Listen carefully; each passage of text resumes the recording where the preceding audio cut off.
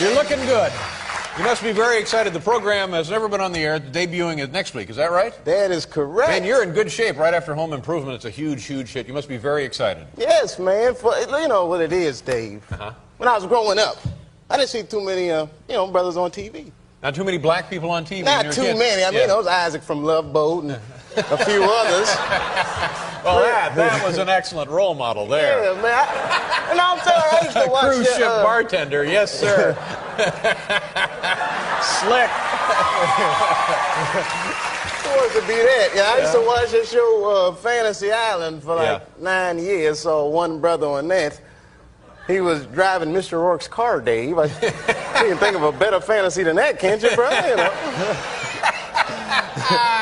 Stretch a little. Shoot for the stars, absolutely. Yes, man. You know, I guess I was raised to pay attention to that kind of thing. My mom, stickler for that. Yeah. She used to play these Malcolm X tapes at the house. Did any of your parents? Never mind. But anyway, for the audience at home, the people here are mostly Caucasian. It's all good, though. It's all good. But, so she would play these tapes, and I mean, Malcolm X doesn't make a lot of sense to a 4-year-old. He'd be saying a little speech, it's like if you have some coffee, it's too black, too strong. So what do? You integrate it with cream, It used to be strong is now weak. What used to be hot is now cold. We used to keep you awake. Well, now it puts you to sleep. Sometimes you don't even know if you had coffee. I mean, I was like, what? Well, sometimes I don't know if I have coffee. I see the white man is trying to trick me into drinking tea. Yeah. So now, you moved from where to California? Where are you from originally? Originally from D.C. From Washington, D.C. You move out there to California. How long ago did you move out? Oh, a few years ago, man, and it killed me. Really? Yeah, the first week I was there, they stole my car. It was a rental car. But it still hurts. Oh, sure, yeah. Yeah, I just put gas in it and everything, topped the tank off. You feel violated anyway. That's the same thing. Yeah, but this is what makes it worse, is I called a rental car place and they send me a Lincoln Town car. Oh, that's a nice ride, huh? Well, that's what the guy told me. I was like, am I going to like it? He said, you are going to love this car. Yeah. Have you ever seen it? I've seen the Lincoln Town car, sure. It Nice like big sedan. Like a big pimp car. Yeah. Yeah. I mean, it was weird, man. I couldn't even control it. I felt like a pimp in this car. Yeah, if that makes any sense. I drove it down Sunset Boulevard, and all the hookers, like, snapped to attention.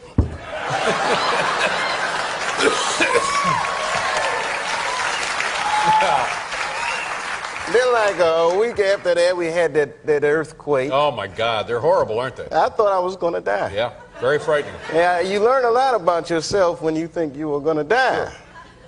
I learned I don't care about anybody but myself. I was running through the halls, pushing old people. Ain't your tongue, lady! I gotta live. And it's all over and you feel bad. Yeah. Why do people even run during an earthquake? It's like, where the hell are you going? It's shaking everywhere. Yeah. Nothing you can do there. Yeah, but I mean, I'm getting used to it now. I'm making friends, so it's getting better. That's good. And your friends are they supportive of your success? Because you're like 22 years old, aren't you? Oh, yeah. I would think that maybe your friends could be a little bit envious of this. Not envious. You know what they do is they ask me for favors. I got to bail a friend out of jail. All right. 2 weeks ago. Oh. Yeah. For a black dude to voluntarily walk into a police precinct was unnerving. I kept feeling like I'd be like, hi, I'm here to bail out my friend. Well, since you're here, you do fit a description if you'll just... That's how they always get you, fitting the descriptions. Now, I could be bitter and blame all the police, but I would never do that. No. I'll tell you who I blame. It's those sketch artists, man. Right. They keep drawing the same brother over and over again. The show, Buddies. Next week, what night is it now? Is it Tuesday night? It premieres next Tuesday night, and then we move to, I believe, Wednesday. Well, I hope it's a huge hit for you. Hey, thank you very much. Nice to see you, Dave. Thank you very much for your time. Dave Chappelle, ladies and gentlemen. We'll be right back with Beach Road. Nice job, Dave.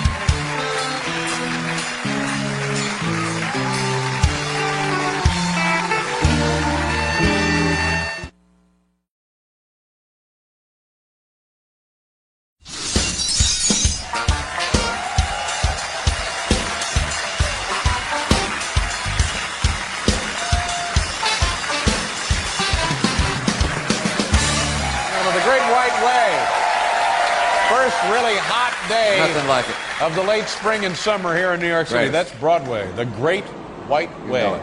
Yes, sir. Our next guest is a terrific comedian and a talented actor. He can be seen as one of the villains in the summer blockbuster Con Air. Currently the #1 film in the country. Here he is, Dave Chappelle. Dave!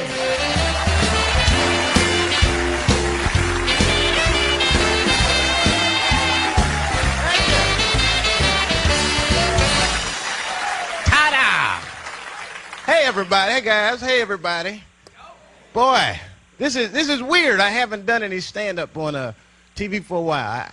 I hate doing stand-up. Don't take it the wrong way. I just I hate microphones. I hate holding them. I hate dealing with them. I hate talking in them. I worked at Burger King for 3 years, man. I didn't work the mic though. I worked the grill. It's just the guy that worked the mic used to drive me crazy.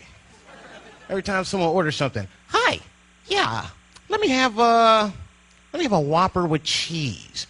Sure. Whopper with cheese? It's like, you son of a bitch, I'm right behind you. Just turn around and ask me for a Whopper with cheese. Yeah. It's weird being on TV. You know the funny thing about TV now tell me if this is just me, or do you guys notice this? Is it me, or do commercials have nothing to do with the products nowadays? You know what I'm saying? Am I right? I'm serious. I don't even know what a commercial is about until they say at the end. Anyone seen a commercial with the lady with the black eye? She got a black eye and she's crying and she's like, I smoke crack and my husband beats me. Then a voice came on and said, got milk? I was like, what the hell does milk have to do with this?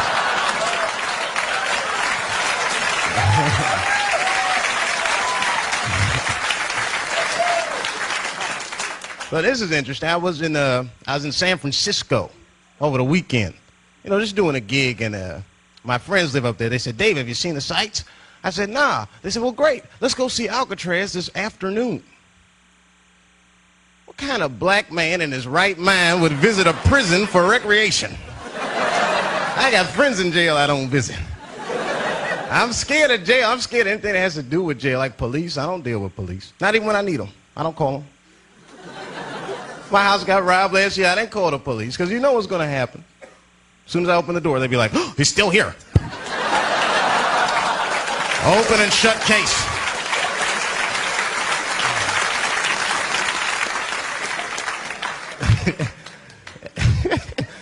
I mean, don't get me the wrong way, man. I mean, police are good people, man. I like everybody. I do, man. Some people say I do too much ethnic material. This is a true story, though. I was mugged by a white guy one time. I never saw it coming. He, you got the time? Huh? Listen. Give me your wallet! I gave my wallet. He said, who's gonna believe ya?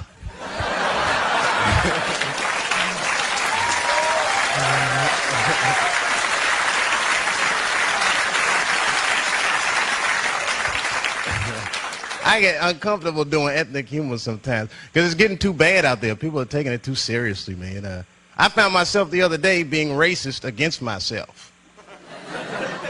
You know what I mean? Because I heard about this court case. It's like an ongoing court case. This guy was suing a department store because they wouldn't let him play Santa Claus because he was black. And this is weird. I know. I found myself being happy when they beat that guy. I mean, that's weird. I guess in my mind, I just wasn't ready for the idea of a black Santa Claus. It was too much for me. I mean, we wouldn't get our presents till the 28th, 29th. Oh, sorry I'm late, kids. Santa got caught up with some girlies in Vegas. I had to sell some toys to get back, you know. These are jokes. These are jokes. These are... Thank you.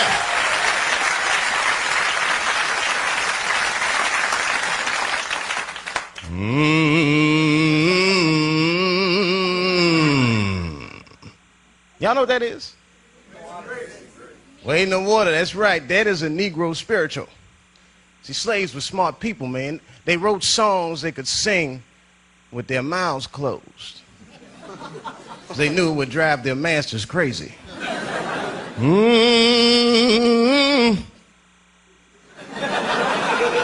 Which one of you Negroes is singing?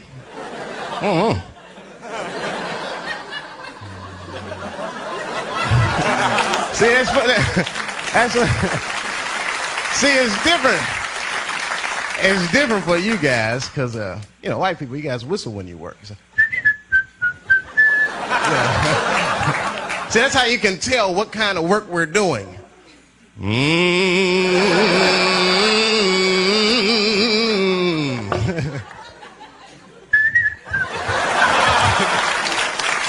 Thank you very much, everybody.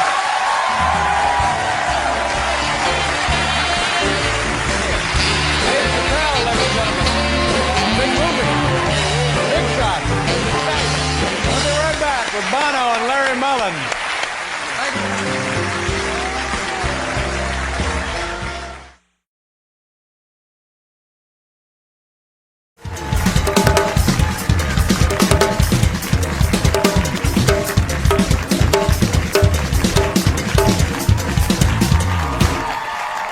Our next guest, a very funny man who stars in his own HBO comedy Half Hour, as well as in the new film Half Baked. It opens on Friday. Here's the always enjoyable Dave Chappelle. Oh, Dave!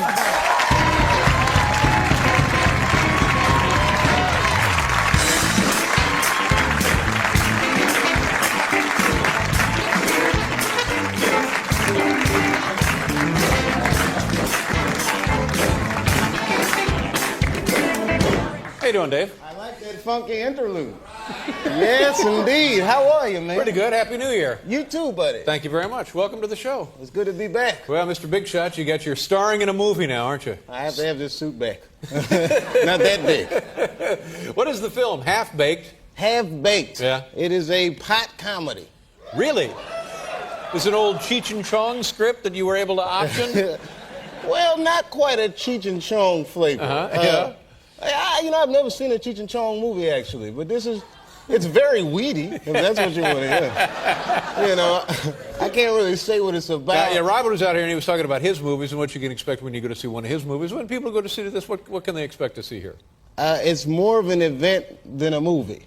That's all I can tell you. The crowds go crazy. Feel like prizes and stuff? Oh, wait, no, but people bring their own prizes and smoke them right in the theater. I'll tell you that right now. Wow. I've never seen anything like it.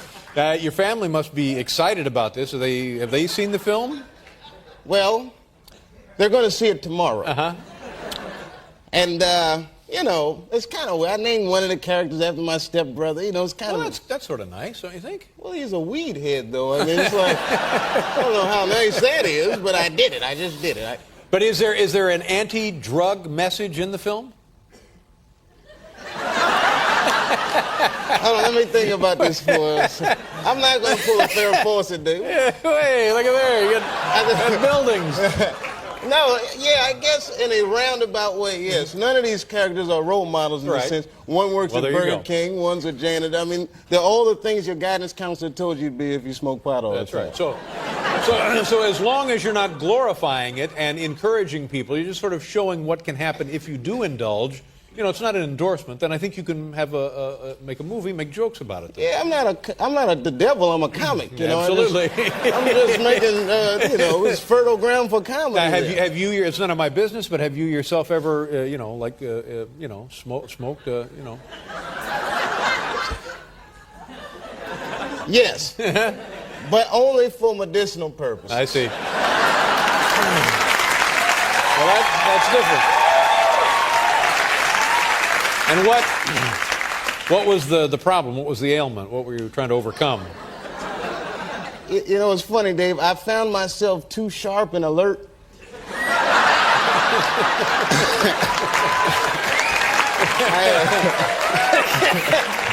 had to get something to treat that. Yeah. Oh, yeah. I just wanted that sedateness. You ever been to Camp David?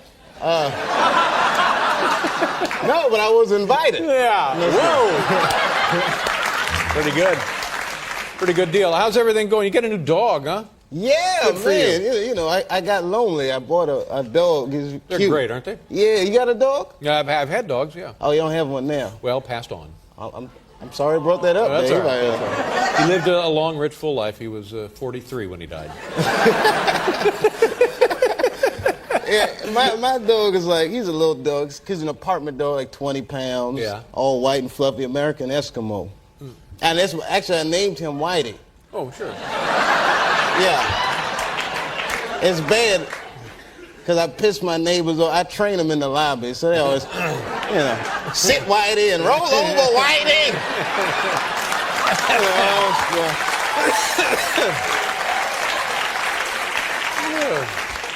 And the dog coming along, doing pretty well? Oh, he's doing well. I still beat him for no reason. No. Bad Whitey, give me a job. But I don't do that.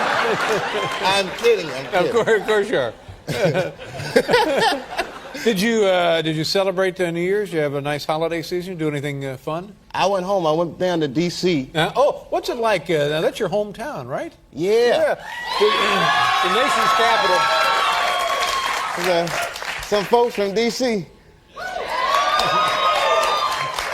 Good to see you alive.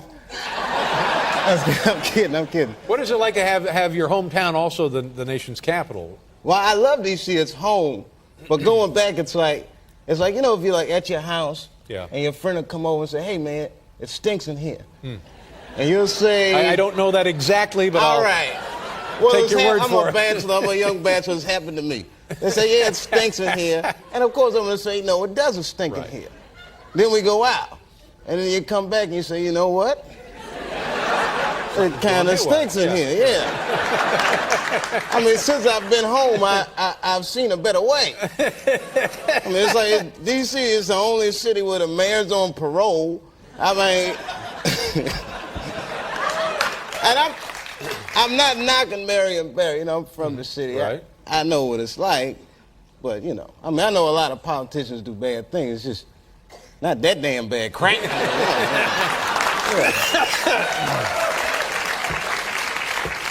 Dave, when does the film open? It comes out Friday the 16th.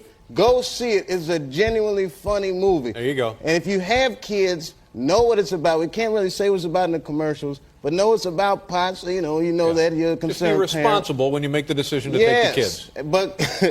But go! There you go. Good to see you again, Dave. Thank you very much. Dave Chappelle.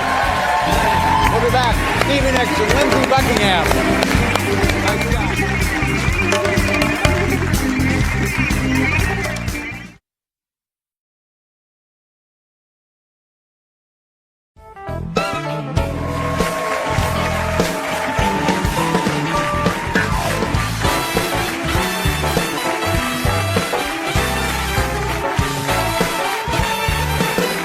The thing I forgot to mention when Jessica was here that Normal comes on Sunday, this Sunday on HBO. So please, if you get an opportunity, watch it. Our next guest is a very funny man who hosts his own television program on Comedy Central. It's called Chappelle's Show. Ladies and gentlemen, my heart, my soul, David Chappelle.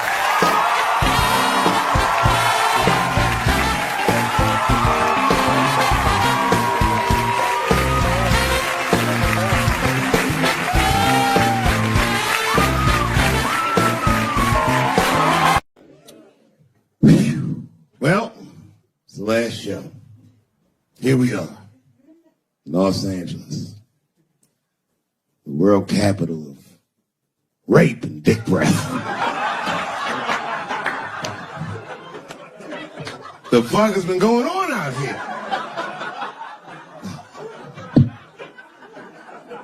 Keeps getting worse, but just when you think it can't get worse, they got Charlie Rose today.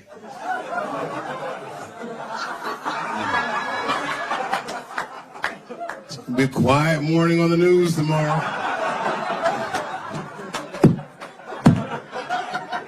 Charlie Rose, who's next? Captain Kangaroo? Everybody is raping like hotcakes. I, for one, am starting to get worried. I've been in show business 30 years. I had no idea how much danger I was in.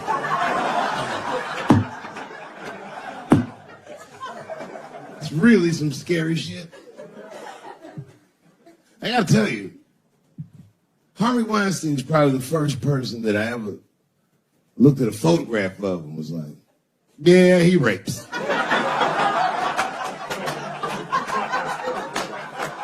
I'm not sure this motherfucker has a choice. Not a handsome man. A lot of meat and extra skin on his face.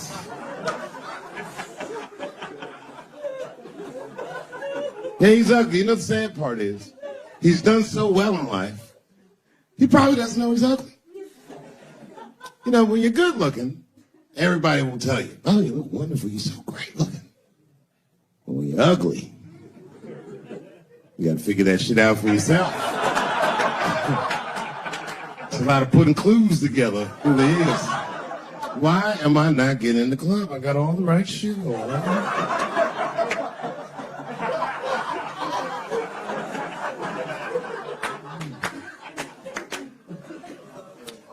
If it was Brad Pitt doing that shit, you wouldn't have heard a peep. The girl just come back down like, I got the part.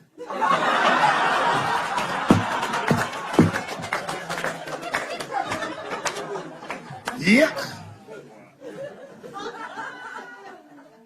Yet it is important that I acknowledge, ladies, you are absolutely right. There you go.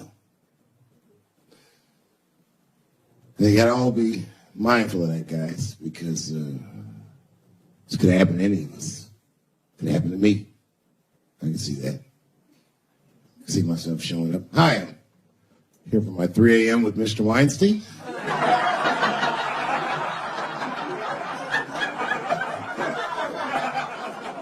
Hey, Harvey, I got your text. I'm here to talk about the script. Seems like it's going to be hard to read in candlelight, but I guess I could try.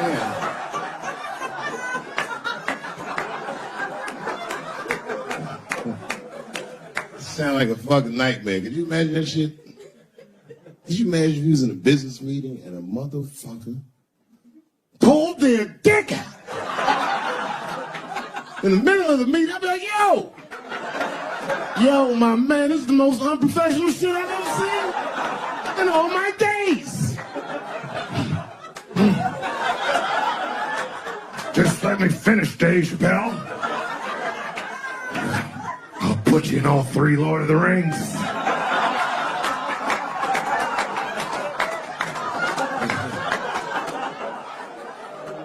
Hurry up, nigga. I have other meetings tonight. I have a 4:30 a.m. at Brett Ratner's house. And, I believe it's wardrobe fitting.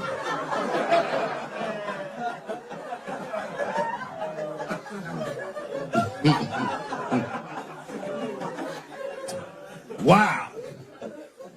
I mean, it is really bad out here, isn't it? Kevin Spacey's out here grabbing men by the pussy. I didn't even know that was possible. Jesus Christ.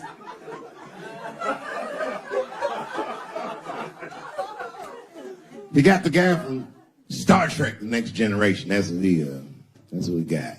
Last time, it sounded like he was more than that, but that's who set it off. He's 14 years old, and Kevin Spacey cost him at a party, which I gotta say, by the way, for the record.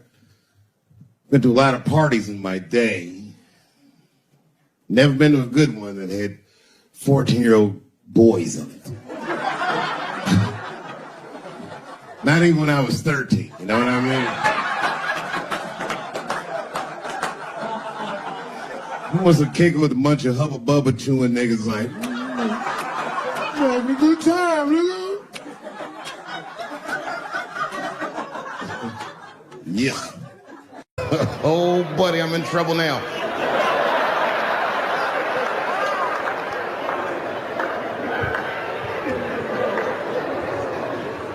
Before I go, I want to share this story with you because it's important to this point. I want your community to know that one of the coolest people I ever met was a transgender woman. And this is not a man that I knew that became a woman. This woman was trans when I met her. Lived in San Francisco. Daphne Dworman is her name. I would do 18 shows in the Bay Area, sometimes in Oakland and Dirty Hood nightclub, and she would be there, a white trans woman, laughing loud and hard at everything I said, especially the trans jokes. Very puzzling. Because she was obviously trans. And one night after one of the shows, I met her. And what it was, turns out, it was her dream to be a comedian. And I was her hero. It's very moving. I could not dislike somebody that felt that way about me. And we became fast friends. And when I made that special Sticks and Stones, right as it was coming out, I happened to be in San Francisco and I wanted to do a show, but I needed an opening act. And I remembered that trans woman I had met. So I called her on the phone. And I called her myself. I said, hey, Daphne, this is Dave Chappelle. She couldn't believe it. And I go, I'm in San Francisco. And then she started saying a bunch of wild stuff. I was like, relax now. I don't want any pussy. I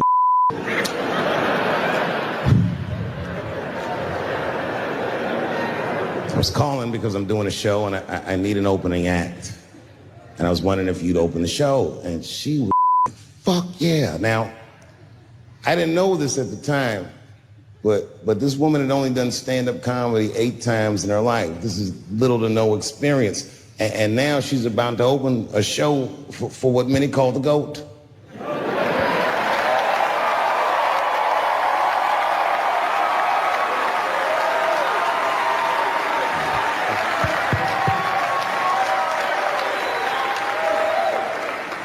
She's an amateur in stature, but in practice, she was very professional. She showed up early, which is something I appreciate because I like people to be on time.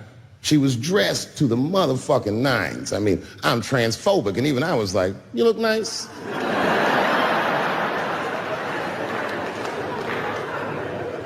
Went up on the stage with all the swag of a professional comedian, grabbed that mic and walked right down the middle and looked at the crowd like a gangster.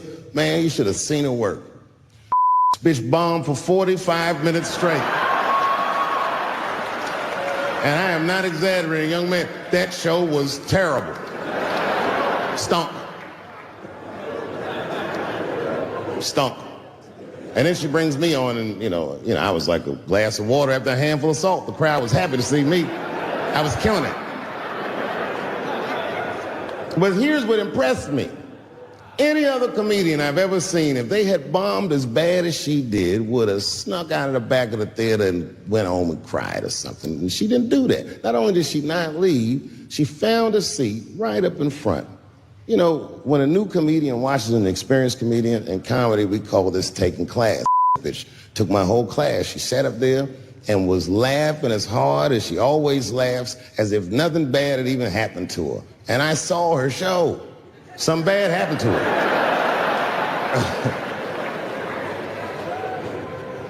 She was drunk.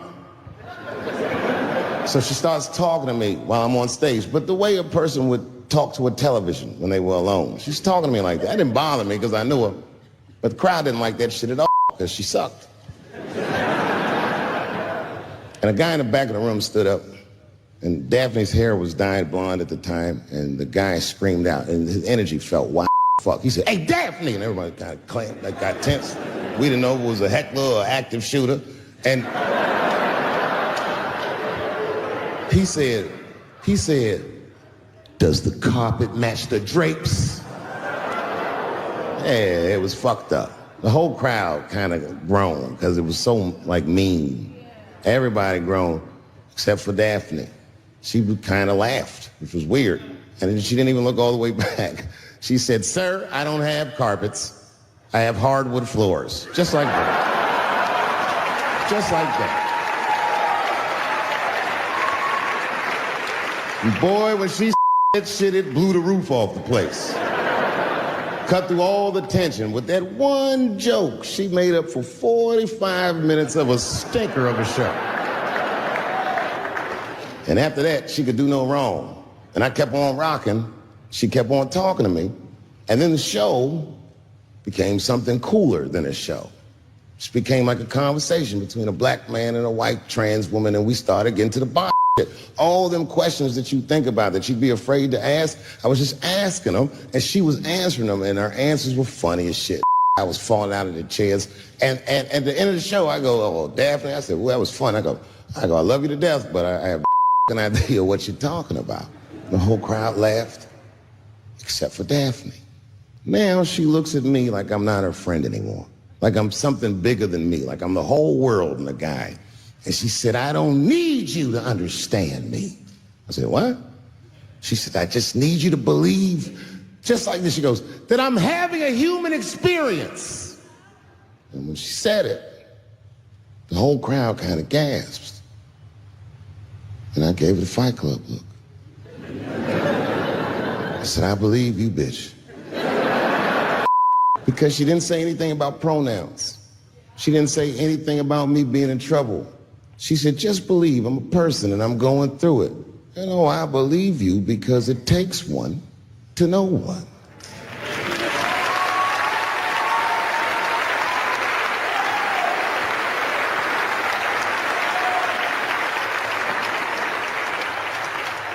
And then I told the crowd good night, and they start going crazy. And before the applause gets to its crescendo, I say, "And don't forget my opening act, Daphne." And the crowd stood up. And I looked at her, and tears came out of her eyes. She couldn't believe it was happening. I couldn't believe it was happening because her show stunk. And it was a great night. I remember the late, great Paul Mooney was there. A bunch of fly-ass comedy niggas was there. And we all went backstage and was just drinking and talking shit, laughing, and Daphne stole the room. She had everyone cracking up, spinning the yarn, telling us all these crazy stories about shit she be into. We all laughing real hard, and as she's telling us and everyone's laughing, I'm looking around, I'm like, oh my God, she is funny. I pulled her aside and I said, "You're hilarious." I didn't know that when you were on stage. I said, "You're doing some things wrong, but I can help you." I said, "Anytime I'm in San Francisco, why don't you open the show for me, and I'll just try to give you some pointers, see if you can't work this thing out." And she said, "Are you serious?" I was like, "Yeah." And she grabbed me real tight, hugged me, squeezed me, and I pushed her all violently because I'm transphobic. I said, "Boundaries, bitch."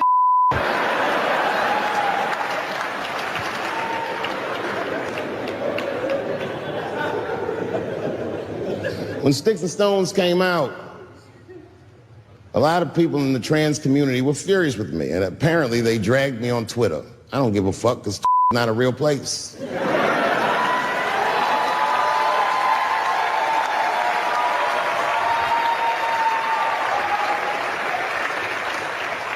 And the hardest thing for a person to do is go against their tribe if they disagree with their tribe. But Daphne did that for me. She wrote a tweet that was very beautiful, and what she said was, it was almost exactly what she said. She said, "Punching down on someone requires you to think less of them. And I know him, and he doesn't. He doesn't punch up, he doesn't punch down, he punches lines, and he's a master at his craft." That's what she said.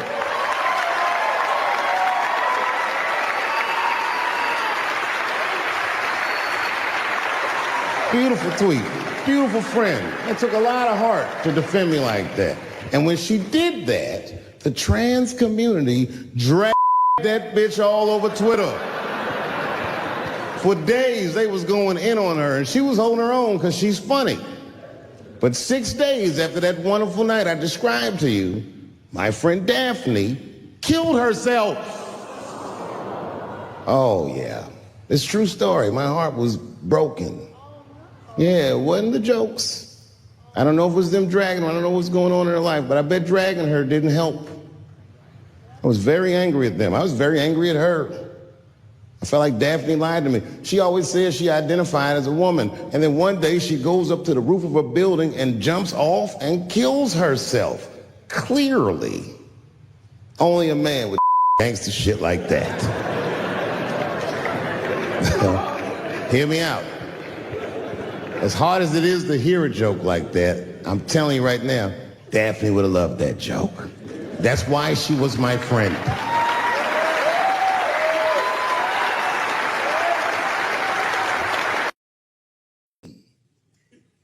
Now fast forward It's 2019. I'm in a restaurant in Ohio, a very nice restaurant. It's Thanksgiving week. And to be honest, nice restaurant, but it's a nice restaurant if you're a white person from Ohio that's never been anywhere before. Picture Chili's. I'm sitting in the bar, I'm having a drink by myself, and the only other person in the bar is a woman, a couple stools down, and she was alone, and she was older, and that made me feel sad because it was the holidays. So I told the bartender, send that woman a drink on me. Just trying to spread the cheer, and I wish I didn't. This one wanted to talk. She wasn't mean, she was nice, but she just wanted to talk about shit that, the nigga that's trying to get drunk, don't want to hear about this bitch remodeling her bathroom, and I'm sitting there trying to be polite. Oh, subway tiles, word. But then she hits a lick, piqued my interest. She says, my daughter is coming home for the holidays. Oh, that's great news. I'm glad she's not going to be alone. Then she goes on and on about how great her daughter is. I guess her daughter got a new agent, and she's out in Hollywood, she's in movies and on television and all this stuff. And as she's telling me this, I'm thinking, this woman is so sweet. She probably doesn't even know who I am or what I do for a living. Because I know what your daughter's out in Hollywood doing. And then she goes, would you like to see her picture? Oh, no, I don't want to see this woman's picture, but what am I going to do? I go, okay, yeah, sure, I'd love to see the picture. And I grab the picture. I say, this is all I say. Oh, she's very beautiful. And as she puts the picture away, she looks mean all of a sudden, like she caught me in some kind of trap. What's that face mean? And then she goes, she's transgender. And I think to myself, oh, this bitch does know who I am.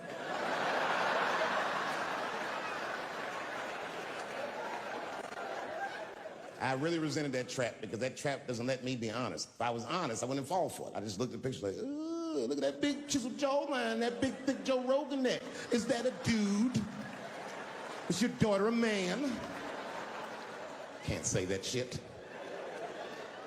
It's really annoying. Fast forward, now it's a couple days later. It's the Wednesday.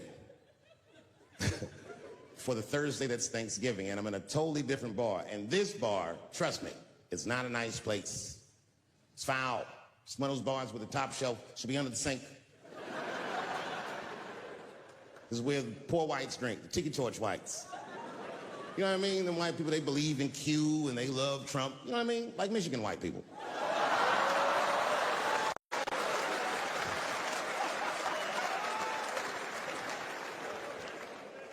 I remember I was at this bar one time. This is that kind of bar it is. I was in there one time, I was fucked up. And I turned around to everybody in the bar and go, hey, everybody, I'm going to buy everyone in the bar around the drinks. And my motherfucker was like, hoorah.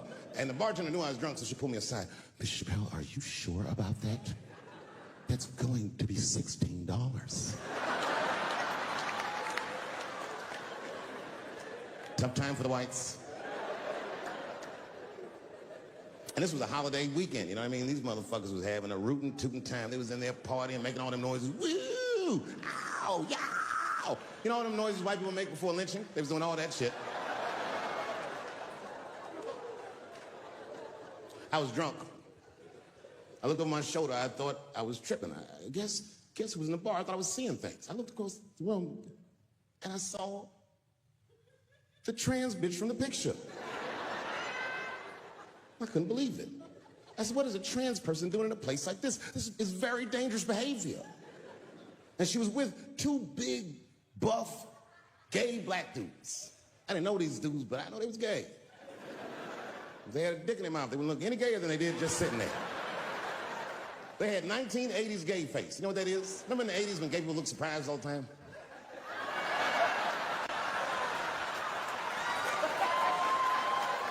Close your mouth, nigga. What's surprising? You know what I mean? But they was huge. They looked like Juicy Smouillet's trainers. And I'm thinking, man, these motherfuckers are in a line of trouble. So what I do is I stand up, and everybody in the bar likes me. So I make a big show of it to make sure that everyone can hear me. I walk right up to her, and I go, hey, I just met your mother the other night, and she told me all the great things you're doing in Hollywood. And I cannot believe that someone from a podunk place like this can achieve all that. I'm so proud of you. Welcome home. And the whole bar said, hoorah. And I said, shh, that ought to buy her some time. You know what I mean? A couple more drinks, and these fellas are going to start asking her for some pussy she might not have.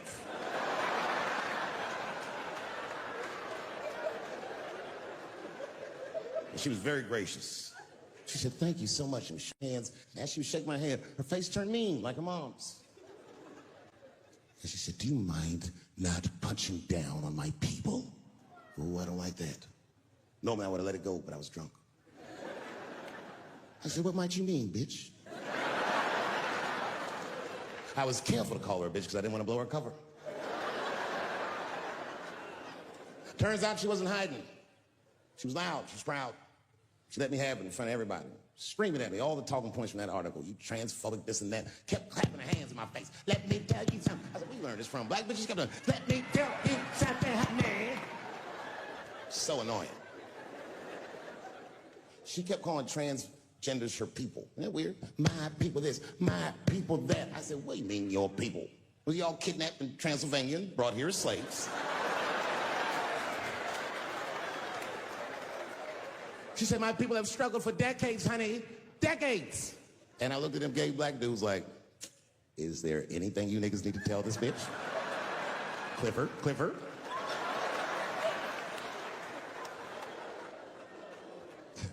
I'm exaggerating. She's actually a very nice person, and I'm cool with her now, but boy, that shit got on my nerves. And it got on my nerves because whenever someone says that to me, I know they've never seen me for themselves. They just repeat what they've heard. Any of you who have ever watched me know that I have never had a problem with transgender people. If you listen to what I'm saying, clearly, my problem has always been with white people.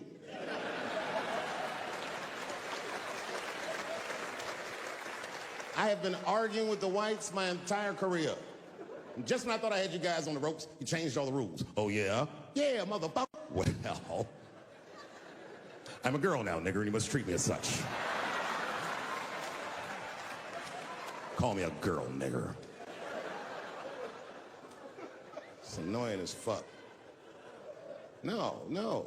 Go back tonight after the show. Watch every special I did on Netflix. Listen to everything I ever said about that community. I'll go through them. I said, how much do I have to participate in your self-image? I said, you shouldn't discuss this in front of black people. I said, I know niggas in Brooklyn that wear high heels just to feel safe. I asked you, why is it easier for Bruce Jenner to change his gender than it is for Cassius Clay to change his name?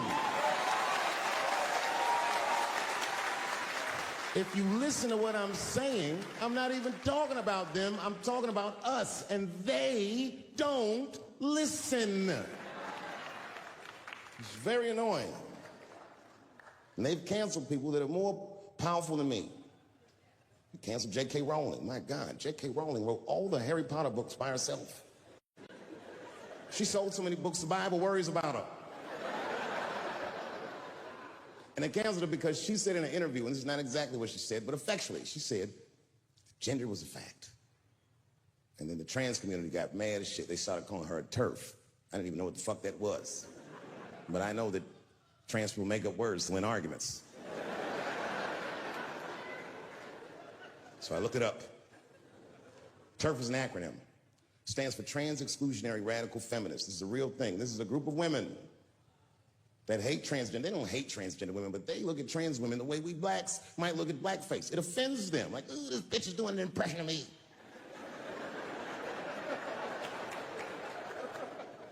Now, I shouldn't speak on this because I am not a woman, nor am I a trans. But as we've established, I am a feminist. That's right.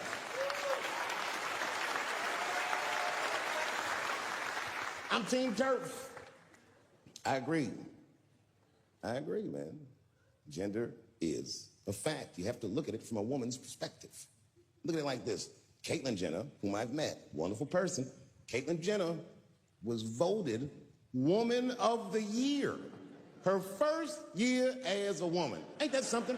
Beat every bitch in Detroit. She's better than all of you. Never even had a period. Ain't that something? Oh, I'd be mad as shit if I was a woman. I'd be mad if I was me. If I was in a BET Awards sitting there and they're like, and the winner for Nigger of the Year, Eminem, my man.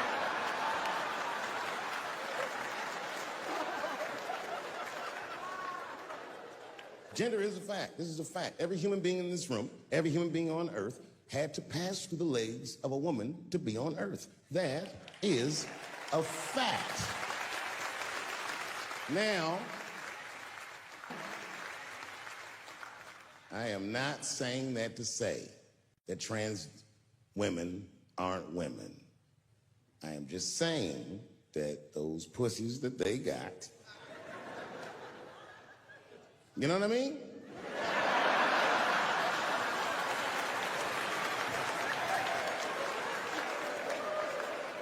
I'm not saying it's not pussy, but that's like beyond pussy or impossible pussy, you know what I mean? It tastes like pussy, but that's not quite what it is it? It's not blood, that's beet juice.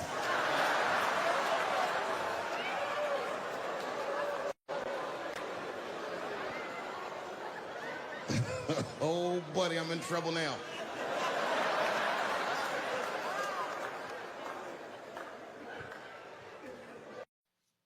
How about Joaquin Phoenix? What y'all think about that? That was bad? All right, I watched that, and I watched that whole interview, and I said to myself, Joaquin Phoenix is a fucking genius. That was like the greatest press appearance I've ever seen in my life. Yeah, that shit was... Yeah, you saw it? Yeah. What'd you think? Why? He was so what? He was not, no, he wasn't stoned at all. Listen, I've been high. He was in complete control of that situation. You understand? This is how brilliant it is. Basically, what he's doing is resisting every protocol of what it's like to be on a late night talk show. He didn't do any of the banter. He didn't do any of that, hey, good to be here, Dave. I got a new movie coming out. He didn't do any of that shit. He's a completely different kind of celebrity than I am. By design of what he does. He's a fine actor. So you don't know what he's like. Only time you see Joaquin Phoenix, he's in a movie pretending to be somebody completely different. And he's very good at it, so you can't tell what he's actually like. So this is the first time he ever stepped out in front of his work, and he was like, made a point not to be charming at all. How have you been? Good. What are you working on? Music. What kind of music? Hip hop. And then everybody laughed and he goes, is that funny? I said, this guy's a fucking genius. 10 minutes on Letterman, he was on every publication the next day. He was in USA Today. Look how crazy it is. Everyone was talking about it. He was a fucking nut. He must have been high or something. Joaquin was probably reading that shit like... I said, this guy is fucking brilliant. And you know who the guest on after him was? Exactly. Who gives a fuck what happened after that? Joaquin won. Check and mate. I said, that's the Mel Gibson playbook right there. Mel Gibson beat the game. Easily. And a move so weird and abstract, I'm surprised no one's done it sooner. This motherfucker made an action movie about Jesus. Check and mate. There's no answer to that. This guy took 20 million of his own dollars. He made an action movie about Jesus. And the movie grossed over $1 billion. He made $800 million off a $20 million investment. All in, he probably made close to $1 billion off a $20 million investment. Do you understand what that will do to your life? Do you understand how much money $1 billion personal dollars is? It can't. It's enough money to get pulled over by the police in LA County and jump out of the car like, fucking Jews? What's poppin'? Is everything all right? Police like, you can't say that about the Jews. I can't. Base nigga, I'm in rehab. Game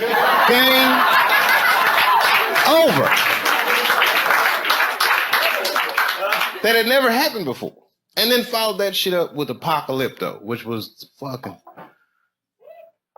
That movie's great. Have you seen it? That shit is like Mexican Braveheart. That is the best shit I've ever seen in my life. I was talking like that for a week. Daga, daga, daga, cha.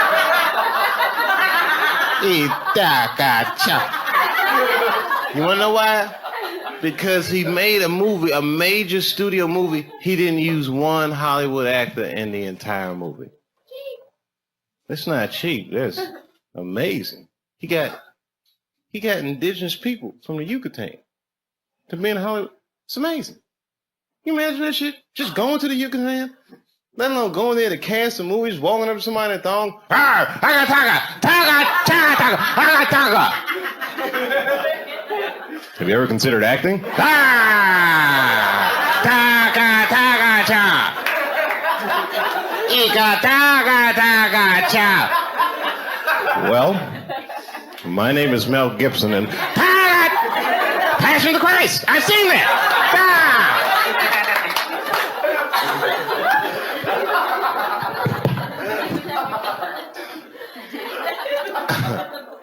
I'm telling you right now, if I had a sketch comedy show,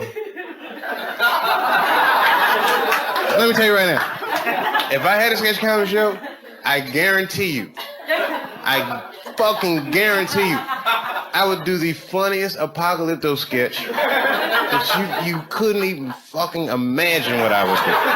I got an angle on that shit. No, seriously. I got an angle on that shit that's so good, I'm like, nobody do that shit. Saturday Night Live, nobody would think of the shit that I would do. And it's so simple. It's right in the face. Wake up, don't lose your time. Stand up, just open up your eyes. Sun's up, you'll find it all inside. What you think? If I had a sketch comedy show,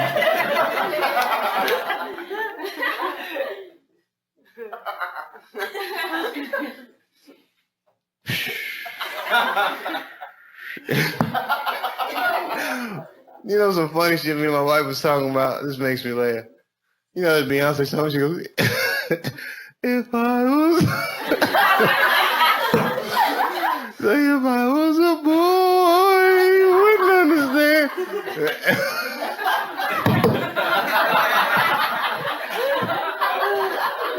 Now listen what she say. My wife say, you would never hear a man sing a song if I was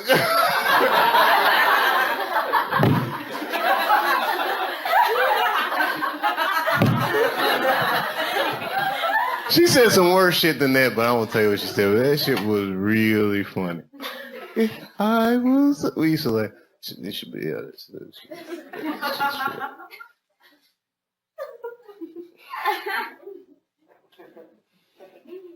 my goodness. You know, I do, how long have I been on stage? Like 25 minutes, 30 minutes? Seriously, how long do you think I've been up here? Hour 20. All right, one time I did a show, right? It's not too long ago, and I lost track of the time. I did 7.5 hours, right? I walked out of the comedy club, and Starbucks was open, the sun was up, everything. I'm not going to do that tonight. And the only reason I'm not going to do that is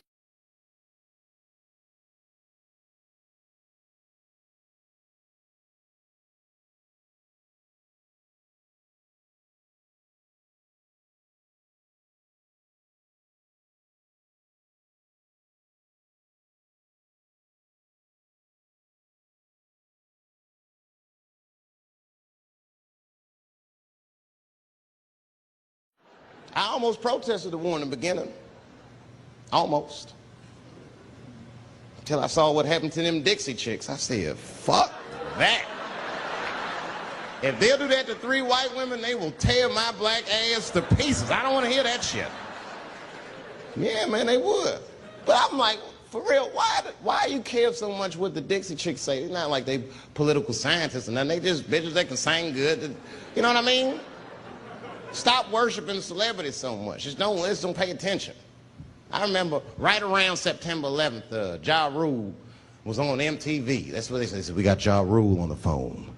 Let's see what Ja's thoughts are on this tragedy. Who gives a fuck what Ja Rule thinks at a time like this, nigga? This is ridiculous. I don't want to dance. I'm scared to death. I want some answers that Ja Rule might not have right now. You think when bad shit happens to me, I'll be in the crib like, oh my God, this is terrible. Could somebody please Find Ja Rule, get hold of this motherfucker so I can make sense of all this. Where is Ja? God, me Ja Rule.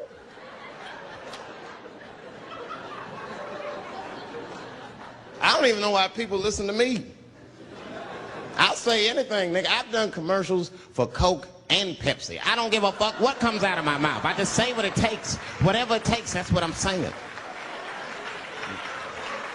If you want to know the truth, can't even taste the difference. Surprise! All I know was Pepsi paid me most recently, so tastes better. It's pretty much how the game goes. I'm just being real, man. There's too much goo-gagging over celebrities. People don't know what's fake and what's real anymore. That's why Bill Cosby got in trouble. Look what happened to Bill Cosby. Bill Cosby said some real shit, and the whole world freaked out on him. For what? For having an opinion? Just because he was selling pudding pops for the last 40 years, people forget that he's a nigga from Philly in the projects, and he might say some real shit from time to time. It's not that big of a deal. I spoke at my old high school and I told them kids straight up, if you guys are serious about making it out of this ghetto, you gotta focus, you gotta stop blaming white people for your problems, and you've gotta learn how to rap or play basketball or something, nigga. You're trapped. You are trapped.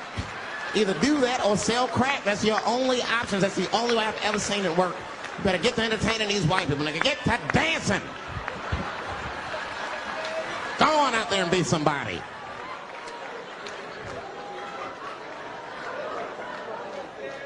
I just hope they listen.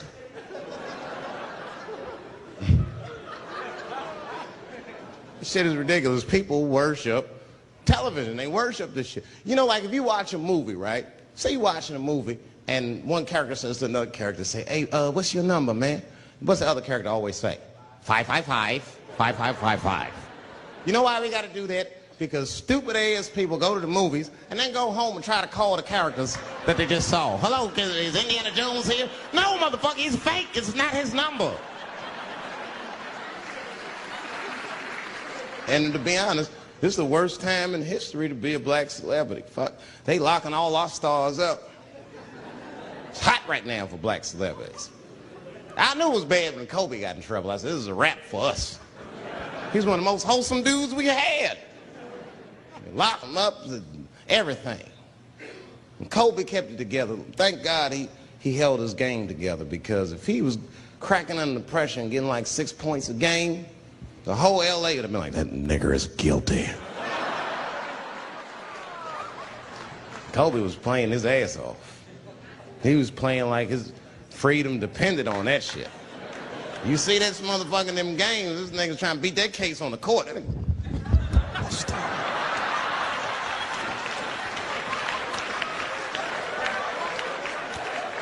Like the judge threw him the ball, like, play for your freedom.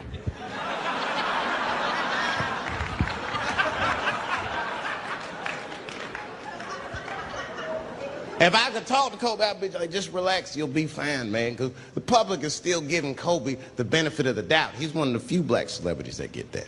Not because he's a celebrity, more because, you know, the girl showed up with 8 different semens to the investigation. You can't do that. That's 7 too many.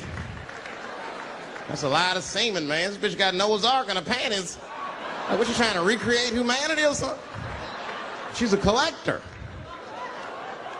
She got every unsolved mystery. The answer might be in this girl's paint. That's the first place I look. OJ's other gloves in there. Bigfoot's footprint. 3 CSI reruns is in that motherfucker. We got the most diabolical draws ever. Fuck being a celebrity. This is not the time to be a black star. They're locking all our stars up.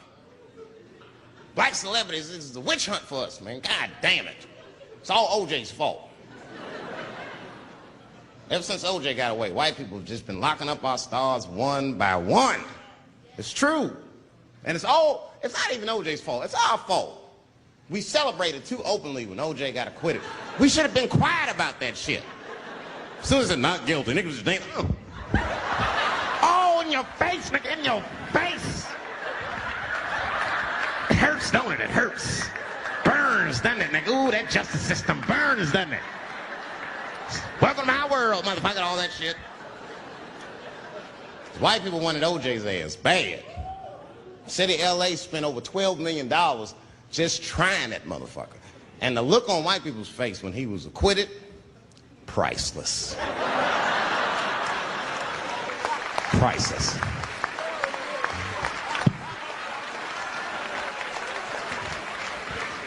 And that's why I don't trip off of being a celebrity. I don't like it.